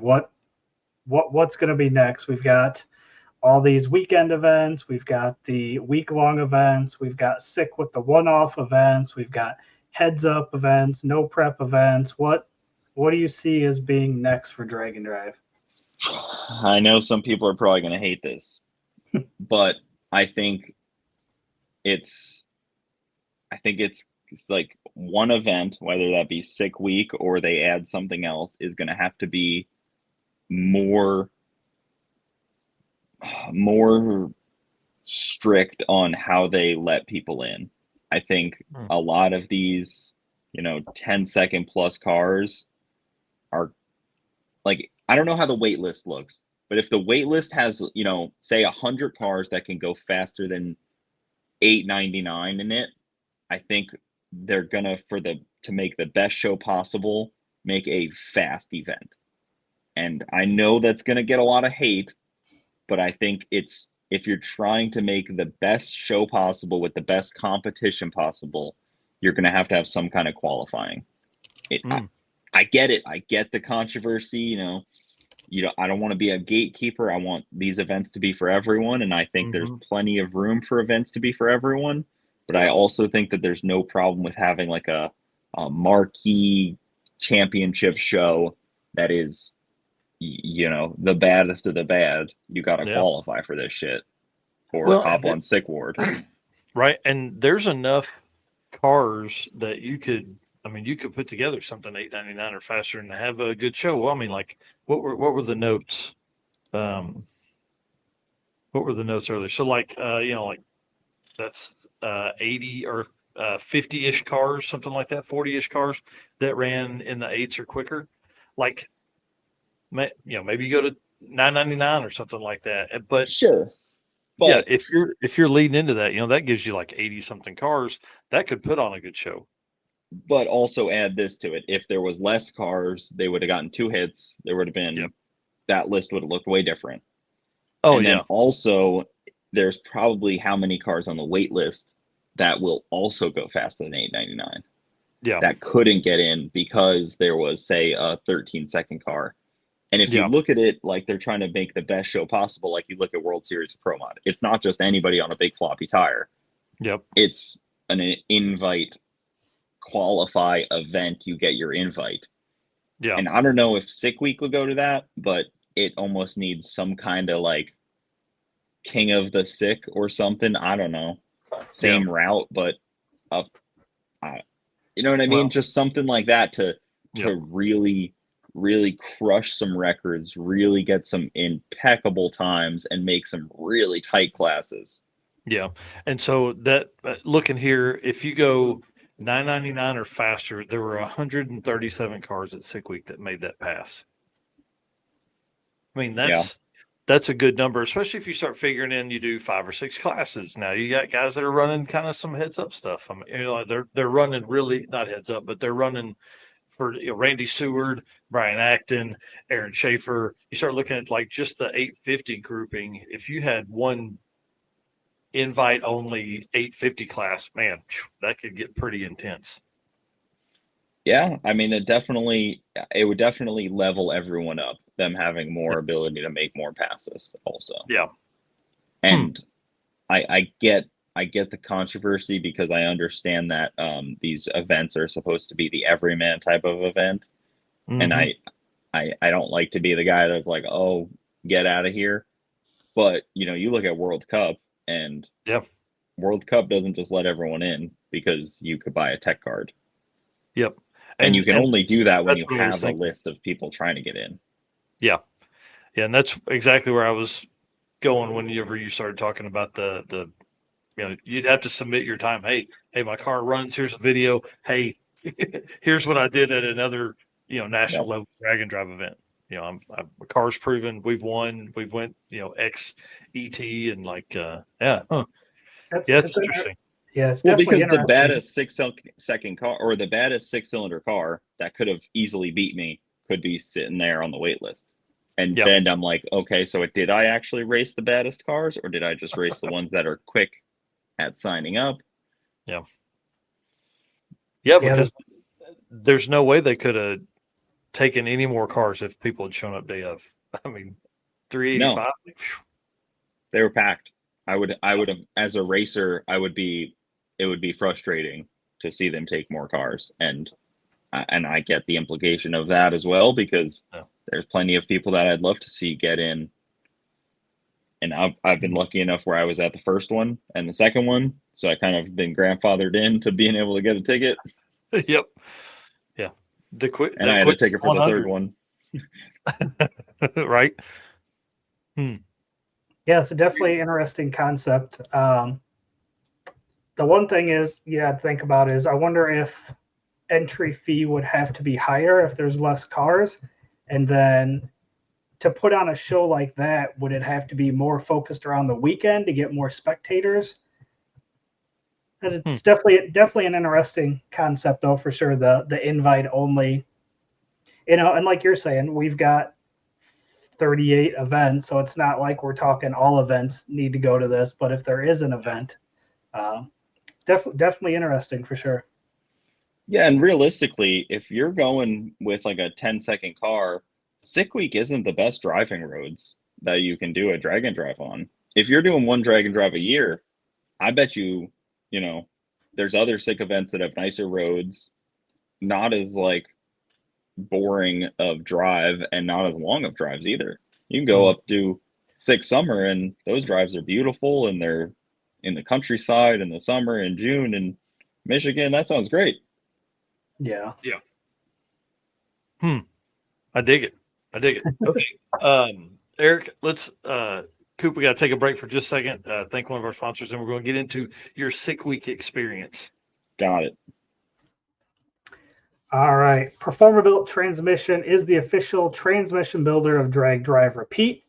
At Performabuilt Transmissions, the goal is to engineer and build the toughest transmissions on the planet.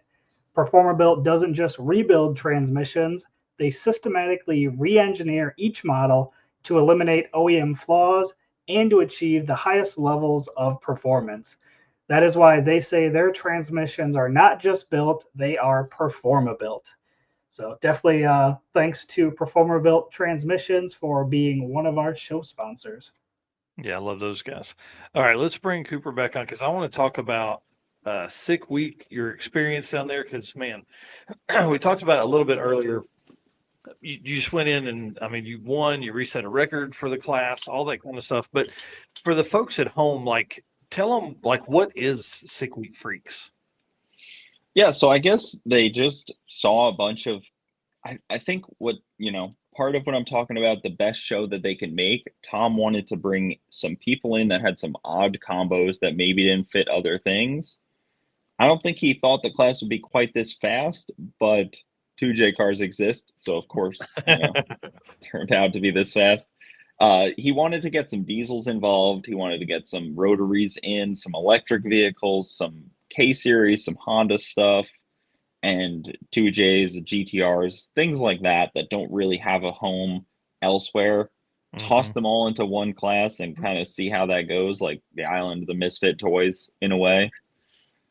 And most of us, probably 99% of the cars in that class, that was like 17 cars, probably 15 of them were 850 cage limited. So it basically became an 850 index class once Wyatt broke on day one, and then that Grand National broke on day like 3, I think.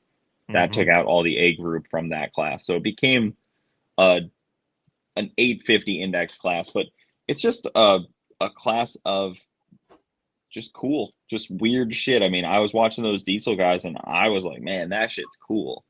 And then even Rob with the Honda Civic, that car is just cool. Like, it's super clean, super beautiful car. And it goes 9.1, 9.0. Things like that he said he was don't tired really fit anywhere else. Yeah, he said he was tired of tearing stuff up, so he said, I'm going to stop trying to go 8s every day, and I'm going to run 9s down here and have fun. He ran 9.1s. It was awesome. Yeah, and that car's awesome. And he was able to secure a second place by just deciding on 9.1 and just staying there. Yeah. You know what I mean? Yeah, it was so I pulled up the rules here, and it basically says engines must be less than 8 cylinders unless using diesel. Rotaries are permitted and encouraged. Electric motors are permitted and encouraged. So kind of cool, man. Yeah, and there's cool stuff. And one of my co-pilot, he has driven a rotary most of his life. He builds them, he races rotaries. And what he was saying was he was a little like disappointed to not see any rotaries there. And that kind of goes back to like there could have been one on the wait list that didn't get in, and we would have loved to see him race with us because I welcome all competition. I'm not really trying to keep competition out. I'd love to see that class be super competitive wherever it lands. I'd imagine there might be a rule change or two. I don't know. Maybe slow down the class and put it at an 850 index. I hope not. Yeah, I mean, there hasn't been anyone go quicker than that. So and finish. So it kind of goes back to the until somebody runs out of the class, then you just keep the rules the same. Yeah, I mean, exactly. Until some guy with a 2JZ fourth gen shows up next year and runs 780s every track, then Yeah. there won't then Then they they'll be won't like, change hey, anything.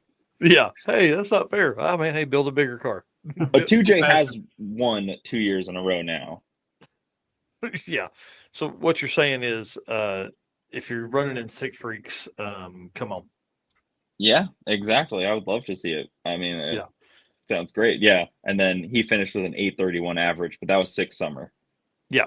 Yep. And So I think that's where we're getting into some of the, I said micro records earlier, but you can't really compare Sick Week to Sick Summer because they're different areas, different times of the year, all that kind of stuff too. So, add that to my plate. When I started doing this, I did not think I would be tracking 30 something events throughout the year. I was like, okay, we're gonna get to 10. No, yeah, this many will take more than about that. 2 hours a week. I'll track these, no Yeah, I problem. mean, no problem. Oh, I'm gonna quit my job and do this. Yeah. Yeah. But I was looking at some of the passes here. Yeah, so the Grand National, Michael Lyons, who raced, I think heads up Hustle earlier last year as well. 8:32 is his quickest pass on day 2. So yeah, I mean that car was moving out. That was the Buick you're talking about, and Yep. then yeah, Wyatt in the Chevrolet. Yeah, Yeah. Wyatt had he is a Duramax in that deal, and he was also. I was basically just basing that off of the 2 cars that were certified Mhm. for faster than D. For anybody that doesn't know, Sick Week does a really nice thing. They put a sticker on your car, A, B, C, or D, and it's basically how fast you are certified to go. So if you're walking around and you see the J, which was Sick Freaks, and then you saw an A, you're like, oh, that guy could get after it. Yeah, And that was right. kind of my first walkthrough of the pits experience, just scoping out the competition. And then I realized I was like, oh shit, almost everyone's B certified here. Like this could be a race. And that's a hard 850. There's no like, oh, they'll accept this 830. Oh no, Mm-mm. no. No. It's a hard stop. Right. So let's talk about that, man. Day one, what how do you go into day one? But I guess when you ran, it probably wasn't like, hey, you're only going to get one pass today. Oh, I had no idea. I was like, Yeah. all right, well, we'll start off here and then we'll play with it from there. And I don't index race the car. I don't know how to run an 850. I don't know what that means. I don't know how much power to take out of it or leave it at this current power level. I know the tune up in it was probably like a 790 to like an 82 depending on the air. And first hit it went an 853 and I was like, "Oh shit, we got a car here." Yeah. And then I saw the Grand National spin the tires and I was like, "Oh shoot, he's kind of struggling a little bit." And then Yeah. they were like, "Oh, no more passes for the day." And I was like, "Oh, awesome. That just worked out great for me because Yeah. everybody I was afraid of is now cooked." Right. Yeah. You start looking. So that was one of the things that we saw by the end of the week. If people spun, they got back in it once the car caught traction. But on day one, they spun, they just got out and just coasted down. Yes, there were a Which is lot of crazy like 20s. because And yeah. you never do that at a drag and drive. You get back on the gas. You gather that thing up and you figure it out. Yeah. Yeah. And so that's what the Buick did. His first pass at 1031 turned in on day one. So man, that's yeah. Yeah. Cooked There were him. a lot of folks at the end of the day like, oh shit. Yeah. Park it. That thing's cooked. You know what Yeah. I mean? It's just it is what it is. And that's not an attack at him. Like I could have spun the tires too. Yep. Thankfully I'm slow enough and don't make any torque, but I'm sure the V6 Buick didn't either. I don't know. He had a pretty good looking car. That thing was real nice. Oh, man, it was so nice. So That that thing had Camaro was every great motion too. part under the sun on it. Nice. Yeah, yeah, it was gorgeous. Big turbo. I mean, yeah. That car is very, very well put together. Hmm. I think it was at Drag Week, I believe, when we were there. Drag Okay. week. Yeah, yeah. Interesting. I think he may have tried to do heads up hustle. anyways, Rick Fleetis right behind you on day one, 8:56. So yeah, like you guys, yeah, 127 miles an hour for you, 157 miles an hour for Rick. I couldn't quite get the speed figured out. I got the ET figured out, but yeah, I was struggling there on mile an hour. That's awesome. Uh, Go ahead, Eric. what was your highest mile per hour for the week? Do you know? I think that was it. Was it that one? Yeah, I think it was the 127 mile an hour. Yeah, That may have been my best ET also. yeah. It Clean looks like first pass. Yeah, it looks like it was. Yeah, by Friday, 940 with a 6 at 101. Because all you have to do is lock it up. Yeah, I did the math the night before, and I was like, I don't need much. I only need to go faster than a 10-12, and I guarantee the win. No one can average better than me. Yeah. So I was like, I'm not going to go faster than 8. If I go in 8:49, I was going to be pissed. So I was like, let me just lock this in, sit down and relax and, enjoy the victory. Yeah, you came up on the starting line for a little bit. You were hanging out up there. That was kind of cool. Oh yeah, I was enjoying it, man. At that point, I secured a win. I was chilling. They were trying to convince me to go make another pass, and I was like, no, I'm not doing that. What do you think I'm an idiot? This thing needs an oil change, a trans fluid change, diff fluid. Yeah. What's the point? Why go sit in the lanes to make another pass when you can wander around and relax? That's what I mean. I was like, unless I was going to go do it just to mess with the competitors, which I kind of did in Gainesville, I wasn't going to make another pass. Yeah. Did only getting the one pass on day one, was that in your head any of the days as you went up for your first pass each day, thinking like this could be the only pass I get? Or I always assume it's potentially just going to be one pass, just because either the car could have problems and I can't get it turned around fast enough, or who else, a million different things can happen. Track prep issues, the freaking power can go out of the track for all I know. So I always just assume if I get a hit at the track, that's the only one I'm getting. Make it work. Gotcha. Just because you guys know, I mean, a tent could blow in and hit the power lines. Yeah. Or a truck pulling in the next morning, hit the power line. Yeah, exactly. It's like everybody's got to treat these like it's a one and done. Yeah. And you hope you get another one if you're lucky. Yeah, I think after day one, that was definitely the thought process was we're going to swing at it and hope we don't go too fast for a lot of folks. Yeah. I mean, it's a fear for sure. And I feel bad for some of the people that got out because of that. Yeah. Yeah. Got a question here from Roadrunner. What was your biggest challenge on the drive portion?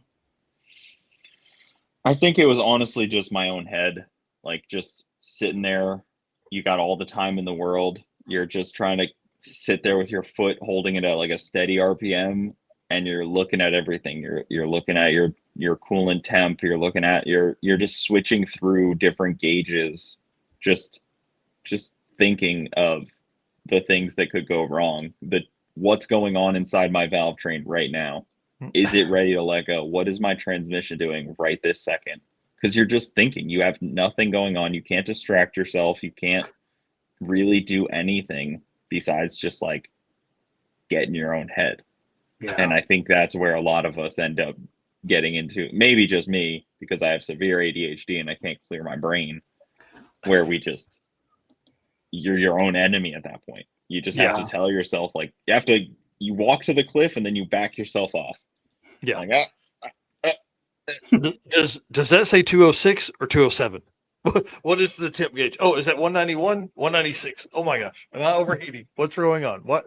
Yeah. Yeah, and we just put this Haltech in, so now I have all these new sensors, which makes it worse. I used to have a Pro EFI and I had like nothing. It was like a carburetor without a screen. I had like nothing. It was all in the computer, but I didn't really. Yeah. I mean, not even some of those sensors just didn't exist in the old setup. But now the Haltech measures so much that it's almost worse. Yeah. Wow. So what are some of the sensors that so drive shaft sensors, wheel speed, all that kind of stuff? You're watching that. Do you have is that a display on your dash there? Even none of that I was thinking about. It's all just like temperature related stuff, oil temperature, like oil pressure, oil, Mm, trans stuff and coolant stuff and all that like things that when they start to change drastically, yeah. that's when you start worrying.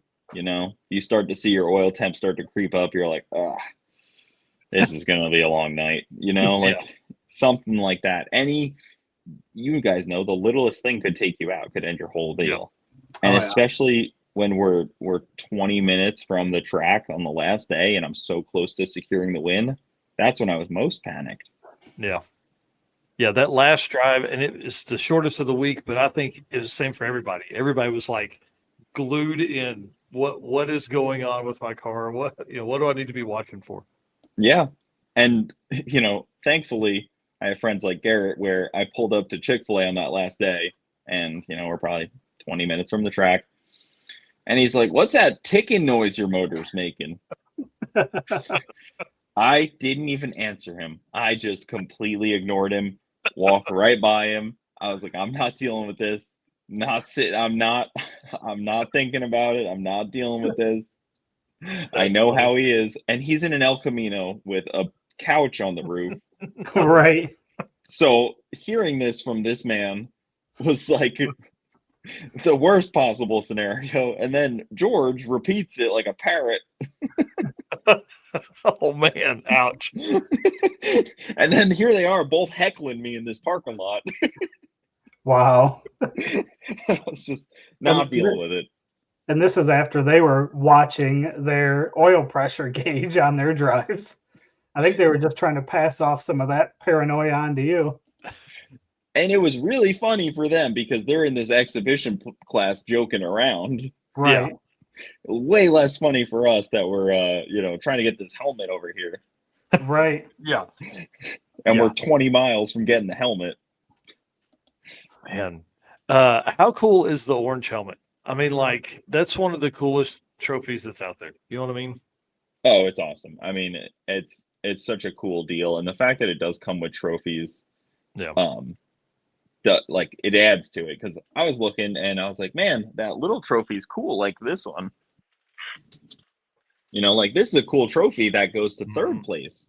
I was like, oh, that one's kind of cool. I want one of those. But thankfully, they gave it for a 6-cylinder also. Nice. So I was like, yeah, it's a win-win. Yeah, I helmet and kind a of got trophy. all of them. Yeah, you can use the helmet and put the trophy on the mantle. Exactly. I mean, my co-pilot may try to get one, but he ain't getting one. Sorry, bud. I got too much money wrapped up into that car to be giving out trophies. I'll rent them. Nice. Yeah. Well, speaking of co-pilots, who was your co-pilot for the week? Mike Vargas, owner of Angel Motorsports. So he builds the baddest rotaries in the U.S.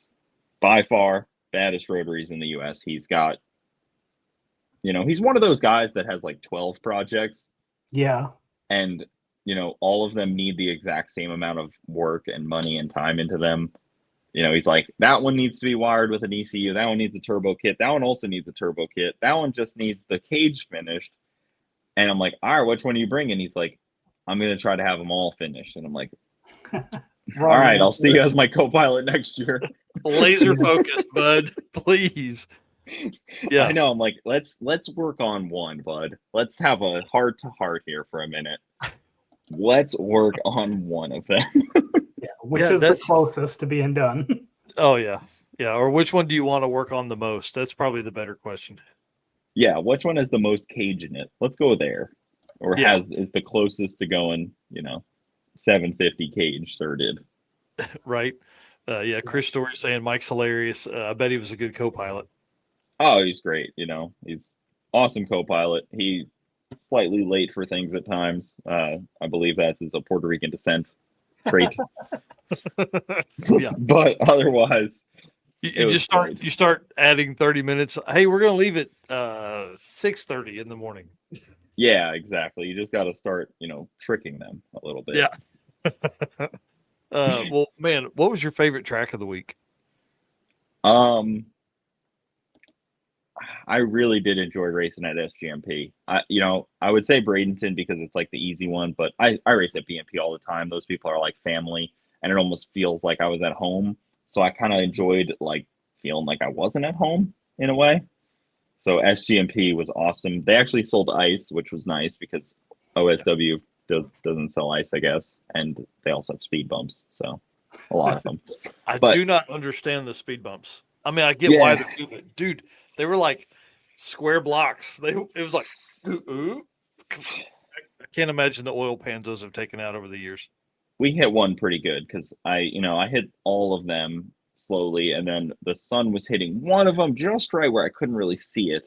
Oh no. And between seeing over the dash, the Lexan windshield, being excited to get there, kind of just missed it, and I kind of got a little bit too much speed. Thankfully, I have a whole belly pan under my car, so the oil pan can't get hit, but the wheelie skis definitely got hit. Yeah. Nice. But yeah, I love SGMP. Raul, the new owner of that deal, he does such an awesome job with it, and he's just, he's there the whole time. He's just excited for it to be happening, and there was just a great feeling there. And then I was close to my truck, so that kind of probably brings a little bit of relief. Home. Well, and Raul was working the gate, dude. He was working the gate on Monday and Tuesday both. Like we pulled in to get back in the track, and he's out there just hustling, man. It was awesome. Yeah, it's a great place. Hopefully they open PBIR. I don't know if he knows this, but if they open PBIR, SGMP might lose being part of Sick Week. Yeah, man. PBIR would be awesome. But man, we'd be going far south. So good. Yeah. Yeah, how far is Bradenton from PBIR? It's not really any further south. It's like right across the state of Florida. And then you'd go north to Orlando and then Gainesville. And then if you went to Gainesville, it'd be a really long drive back to BMP. Huh. Unless you added 5 tracks. Like, oh, yeah. Hey, I wouldn't put it past them. 6 days, 5 different tracks. Yeah. That'd 6 weeks. Yeah. I'm down. One more. Yeah. Whoo. Yeah. Farther south, a little warmer. Yeah, well, I would have taken that on day 0 and day 1 for sure. I did get rained on for a full day in Tech. Yeah. Yeah, and just a week before you guys got there was snow everywhere. So, dude, there was still snow in the shade. Was there still? When I got there in the grass, there was still snow. Yeah. Oh man, I was about to have a snowball fight. Timothy Blythe's sick month. Yeah, every track in the southeast. I'm in. We'll even hit a couple 8th mile tracks for like bonus points. Yeah, there you go. They're not required, but you can bonus point. Well, what was your favorite pass of the week? Was it your fastest pass, the first one, the last one when you were wrapped up your victory? Oh, it was definitely that last one. I made that 940 pass, and it felt like I had just ran a PB. Yeah. I just put it in park. And just sat in the car, just sat there, just thinking about, the whole week because, whether I had the most difficult competition or not, the competition was the week. Oh, yeah. And at that point, it didn't even matter who I was racing. I was more just like, man, we freaking made it through the whole deal. Yeah. And that hit. Yeah, finishing is the biggest win. And then obviously being able to win your class is, just icing on the cake at that point. Yeah, exactly. And then just to be guaranteed a locked in deal after one pass. And I didn't make many passes throughout the week. I probably only made like 8 passes. It felt good. Yeah. Interesting. Yeah, I was going to ask you how many passes you made. So so you were one and done a few days at least then. Obviously day 1, but. Yeah, day 1 and the last day I was one and done. BMP I made 3 passes. Gainesville I made 1 pass, 2 passes in Gainesville and 1 in Orlando, something like that. So nice. I didn't make a whole lot of passes. I was happy on that. And then Ronald's asking, how long did it take you to get from Bradenton to SGMP? It took like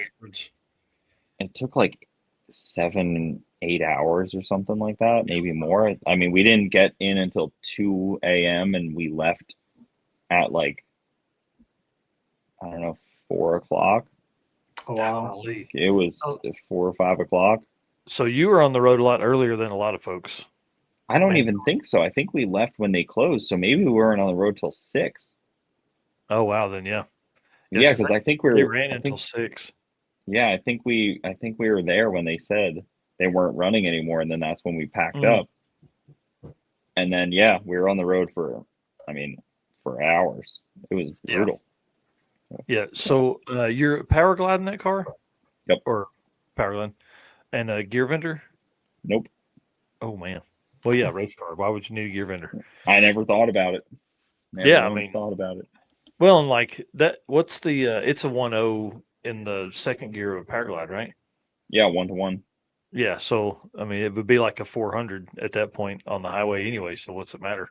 Yeah, that's what I kept telling people. They were like, "Oh, it's just a power glide. It's gonna be tough." It's like, yeah, but it's 1-to-1 second gear. Yeah. So like, it's the same as a turbo 400. You can just get away with maybe a different gear in the back. I think part of the issue was I had 26-inch tires on the back, mostly because it was just all I had at the moment. Yeah. Yeah. But again, I would have lost a lot on like first gear trying to leave from like a stoplight. I would have been lugging that motor down so hard. Yeah. If I had a tall tire on it, that it kind of, I was trying to counterbalance that a little bit too. I'd hate to like try to leave a stoplight with a 31-inch tall tire versus that 26-inch. Yeah. Yeah. And you can always drive just a little slower. Exactly. Yeah. What's another 30 minutes of drive time? Yeah, and that last day, I was driving so much faster. I guess that's a common thing that happens where it's like in the beginning of the week, you're like, I'm gonna keep this thing at 3,000 RPM, and then the end of the week, you're like 3,500. Let's get it. Yeah, I'm done with this car. I freaking hate this thing. I didn't want to look at the Mustang after I did it for months. I was like, just get it out of here. I don't want to look at this thing. Yep. Do you still have the SN95? I do. I actually just told Derek Putnam today I'm probably going to end up parting it out. Yeah. It doesn't serve a purpose anymore. It didn't win a drag and drive. Yeah, you've proven that the Camaro is now the key. Yeah, so I sell that for some parts, put some more cage in the Camaro. Yeah. Party. And you've got to defend your title, so it's not like you're bringing the Mustang next year. Exactly. What am I going to do? I got to bring the Camaro. I don't want to get bullied anymore. Can only handle so much. Yeah. All right, our last question for the night. On sick week, what was your favorite route stop? I really did enjoy what was it? The drag strip, Leadfoot City. Super cool. Gosh. I got to hang out with the owner. We were hanging out for a while. He did such a cool spot, like such a cool way to decorate that place. Yes. I was kind of joking with him. I was like, you just wanted to decorate the way you always dreamed of, didn't you? Yep. And then you bought a drag strip to kind of do it. Yeah. It was one of the coolest places I'd been. Yeah, it's awesome. Like everywhere you look, there's something new that's cool. Did you see the speakeasy they had? No. What? There was like a hidden wall, and you open it up, and there's this huge speakeasy with like this old, I don't know, like a 45, all black mafia looking car, like. Oh wow! Like some classic stuff, and it's this giant speakeasy in there, hidden behind a door. All this cool stuff. That's cool. Endless. And then, of course, that's where my fuel pump broke. So we spent an hour, 2 hours walking around looking at everything. And then the fuel pump broke, so we were stuck there for another 2 hours. Yeah, the dude's like, "Oh man, dude, get out of here." So I got to talk to the owner for a few minutes. I called Keith Haney, owner of Tulsa Raceway Park, while I was down there, and I was like, "Listen, when we go to World Series, we're driving over here. We're gonna look at this place because man, it had some really. It was just like the cafe area down there was a big building. People could get in and kind of shelter from the heat or cold. In Tulsa, you can get either in the same weekend, and then." Had a big conference room in it, had like a, I don't know, big bathroom area. Man, it was a really, really cool spot. Yeah, Leadfoot City was probably my favorite too. Yeah, just the way that he did decor like every drag race or every car guy dreams of just made it so cool. It didn't feel like a drag strip. It felt like a car guy Disney. Yeah. Nice. Yeah. I had a big skid pad to where you could do burnouts, and the guys from Race Rebuild Repeat, man, they thought they had destroyed the rear diff in the wagon, and like, man, yeah, great Those time. guys are the worst. Oh man, they're you talk about peer pressure. Whew, those dudes will get you in trouble. They got kicked out on the last day for taking too many body panels off. Yeah, he had the rear doors off. The rear hatch, I think, was okay. It was just the rear doors that they were like, They nope. didn't let him make a pass, and they were like, "Get out of here." That's funny. Awesome. That's awesome. All right, man. Hey, listen, I want to say thanks for coming on and doing this with us tonight, man. I really do appreciate it. It was a good time. Yeah, absolutely, guys. Thank you for everything you do and keeping up on the stats and all this good stuff, because it's definitely important keeping this whole world kind of rolling a little bit here, and the awards and stuff and all that cool stuff that you guys make happen for these racers that sometimes don't get the recognition they deserve. Pretty much never. Yeah, pretty much never. Yeah, I've ended up with a ton of really cool, like 10 and 11-second interviews, car interviews during the Mhm. weeks. I'm gonna start putting those out, and people should start seeing those the next couple of days. I think that's gonna dude, there's 160 cars that were slower than a 1099. Like, come on, those folks need some love. You should do a thing where you look at somebody's time slip and it's like, all right, this is how long we have to do an interview. Quick, go. Oh, that's a pretty great good. idea. That's a great idea. All right, Be well, real tough with somebody like Brett, but yeah, you got 6 seconds. All right, we're gonna put you backstage. Stay with us, so while we close this out, and then we'll let you go after that. All right, got it. Eric, you want to send us out? Yeah, let's do it. Get back to our slides here. Man, what a good show! That was fun, dude. There's so much we haven't even covered yet. Oh, absolutely. All right. We appreciate all the views tonight. We had a ton of people in here watching, ton of people making comments, lots of questions. Appreciate everybody jumping in and sharing the show tonight. So thanks all of you guys, all of our race car friends. And again, thanks to our sponsors. Obviously, we can't do all of this travel and everything that we do without the help from our sponsors. So Summit Racing Equipment, Molly Motorsports, Driven Racing Oil, Car Chains 3D, WAF Racing, Performer Built Transmissions, J-Wire Solution, Howard's Cam, Sweet Patina, Power Tube TV, and Racing Junk. All right, we will see everybody on our next episode. Next week, we've got the circuit and Mega Week racers. We got Red Hat Scotty and David and Keaton Maxon on the show. So we'll see you guys next week. All right, see you guys. Awesome.